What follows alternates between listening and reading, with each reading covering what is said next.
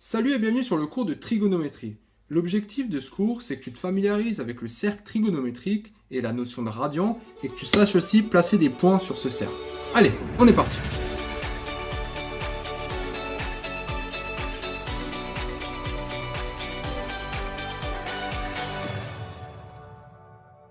Tout d'abord, le cercle trigonométrique, c'est un cercle unitaire. Ça veut dire que son rayon, il est de 1. Donc le rayon, tu peux le retrouver là, là, tu peux le retrouver partout. Donc le rayon, il est de 1.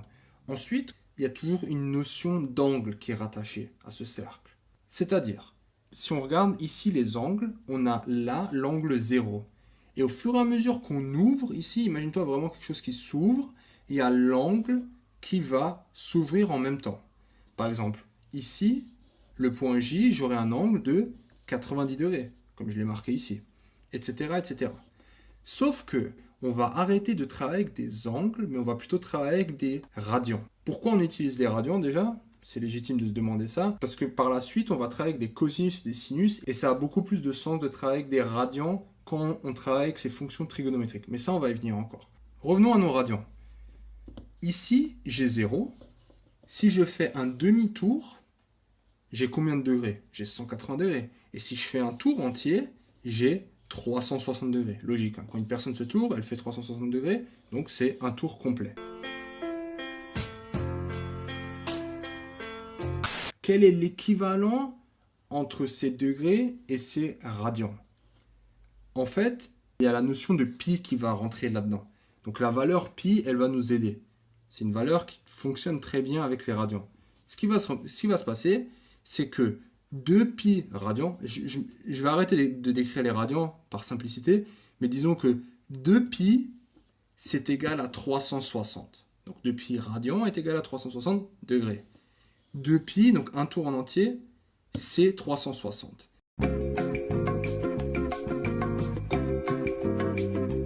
Un demi-tour, ça va être quoi? Pi, et si on veut être précis, radian.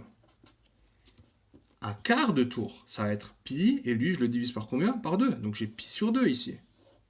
Et du coup, 3 quarts, j'ai pi sur 2, 2 pi sur 2, 3 pi sur 2 radians. Donc là, il y a toujours une chose que je fais, je ne sais même pas si tu as fait gaffe, c'est que je tourne toujours dans ce sens. Et en fait, il s'avère que ça, c'est aussi ce qu'on appelle le sens trigonométrique, qui est rien d'autre que le sens anti-horaire. Dernière particularité du cercle, c'est quoi? C'est que là, imaginons, je fais un quart de tour. Donc tu vas me dire, ok, tu es à pi sur 2. Juste. Mais si maintenant, je fais ça. Et là, j'ai fait quoi? J'ai fait un tour et un quart.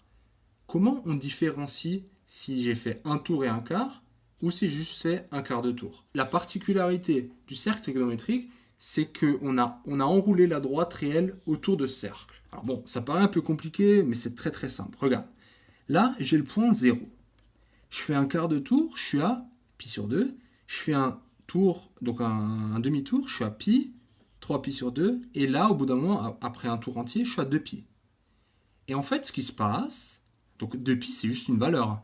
Pi c'est à peu près 3 et quelques, donc 2 pi ça va être 6 et quelque chose. Mais en fait là, ce qui se passe, c'est si je fais un tour et encore un quart, ben, je vais me retrouver à quoi? 2 pi plus pi sur 2. Donc ça va encore être une valeur. Et si je fais un tour et un demi-tour, je me retrouve à 2 pi, tu vois, 2 pi c'est un tour, plus pi, etc. C'est pour ça qu'il y a vraiment l'idée que j'ai pris la droite réelle et je l'enroule autour de ce cercle.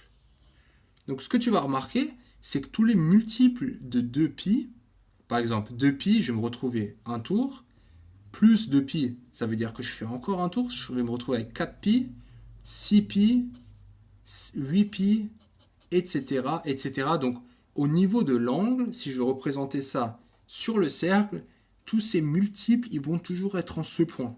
Pareil ici, là j'aurai tout ce qui est impair. Donc j'aurai les...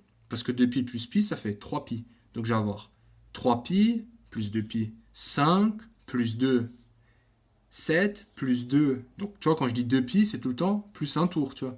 Et là, c'est pareil, j'aurai tous les pi sur 2, et plus 2pi, plus 2pi, plus 2pi, etc., etc. Alors maintenant, ce qu'on peut aussi faire, c'est pas tourner dans ce sens, mais tourner dans le sens horaire.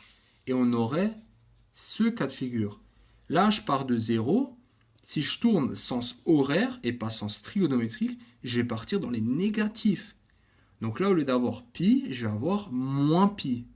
Là, le premier quart de tour sera moins pi sur 2 et je tourne dans ce sens. Donc, je vais vraiment avoir aussi les valeurs négatives. C'est pour ça que le cercle trigonométrique, on peut tourner soit dans le sens trigonométrique, soit dans le sens anti-trigonométrique ou sens horaire.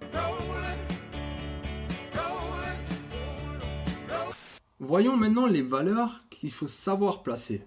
Alors là, dans les explications, on a déjà remarqué qu'il faut savoir placer la valeur 0 et 2π. Donc on remarque que 0 et 2π, ça c'est juste 0 plus un tour, c'est-à-dire 2π. Il faut savoir placer la valeur pi, que je peux aussi écrire moins pi. Pourquoi? Soit ça serait pi, quand je tourne dans ce sens. Par contre, si je tourne dans l'autre sens, dans le sens trigonométrique, c'est plus. Ça, c'est le sens, c'est plus.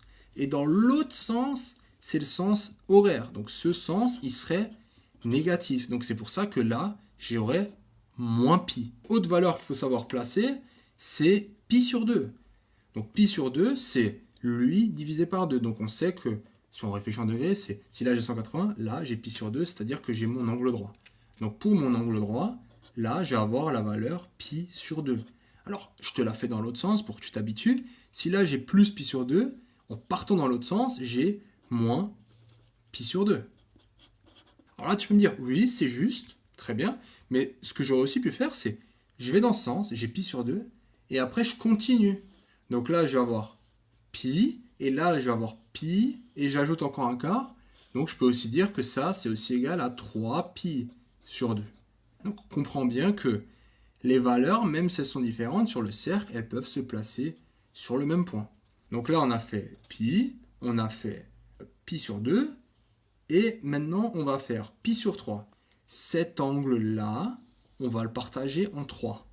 Une petite astuce, si tu veux le faire sans rapporteur, c'est pi sur 3, c'est un angle d'un triangle équilatéral. Donc, il suffirait en fait de prendre cette distance et tracer la même distance, histoire que ça, tu aies un triangle équilatéral. Ça, bon, je le fais un peu à l'arrache. Mais là, forcément, tu vas avoir l'angle pi sur 3, que tu pourras justement lire là aussi. C'est exactement l'angle pi sur 3. Les autres angles, c'est pi sur 4, donc c'est la moitié de cet angle. Et le dernier, c'est pi sur 6, qui va être la moitié de l'angle pi sur 3.